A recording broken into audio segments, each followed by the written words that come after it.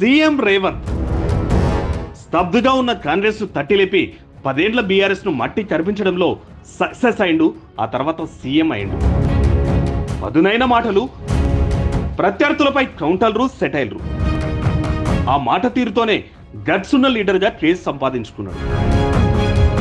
మొన్నటి వరకు తెలంగాణకే పరిమితమైన ఈ నేత ఇప్పుడు నేషనల్ వైడ్ గా పేరు తెచ్చుకుంటున్నాడు. స్టార్ క్యాంపెయినర్ గా రావాలని రేవంత్ ను రిక్వెస్ట్ చేస్తున్నాయి ఇతర స్టేట్ల పీసీసీ.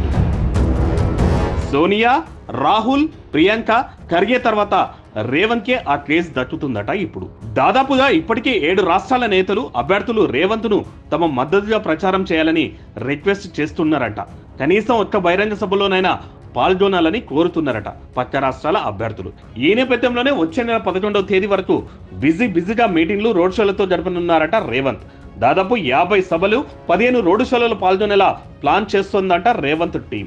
రాహుల్ పోటీ చేస్తున్న వాయనాడ్తో పాటు AICC general secretary KC Venugopal బరిలో ఉన్న అలపుజా పార్లమెంట్ సెగ్మెంట్ లోను రేవంత్ స్టార్ క్యాంపెయినర్ గా పాల్గొంటున్నారు. అటు ఏపీ, కర్ణాటక, మహారాష్ట్ర, కేరళ పీసీసీల నుంచి కూడా ఆహ్వానాలు అందాయంట సీఎంకు. తమిళనాడుతో పాటు గుజరాత్, బీహార్ పీసీసీల చీఫ్ల నుంచి కూడా ఇన్విటేషన్స్ వచ్చాయట. ఆయా రాష్ట్రాల పీసీసీలతో పాటు తెలుగు ప్రజలు ఎక్కువగా ఉన్న ఏరియాలో పోటీ చేస్తున్న ఎంపీ అభ్యర్థులు కూడా ప్రచారానికి రావాలని రేవంత్ ను రిక్వెస్ట్ చేస్తున్నారట.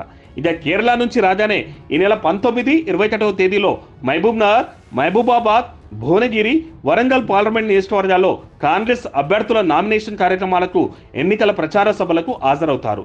వీటితో పాటు తెలంగాణలోని మొత్తం 17 సెగ్మెంట్లలో సభలు, రోడ్డు షోలతో సుడిగాలి ప్రచారం చేయాలని రేవంత్ ప్లాన్ చేసుకున్నారు. ఓవైపు రాహుల్, ప్రియాంక సభలు, రోడ్డు షోలకు ప్లాన్ చేస్తుంటే తాను ఒక్కో నియోజకవర్గం పరిధిలో కనీసం 3 సభల్లో పాల్గొనేలా షెడ్యూల్ రెడీ అయ్యిందట. ఈ లెక్కన వచ్చే నెల 11వ తేదీ కల కనీసం 50కి పైగా సభల్లో పాల్గొనాలని రేవంత్ భావిస్తున్నారట.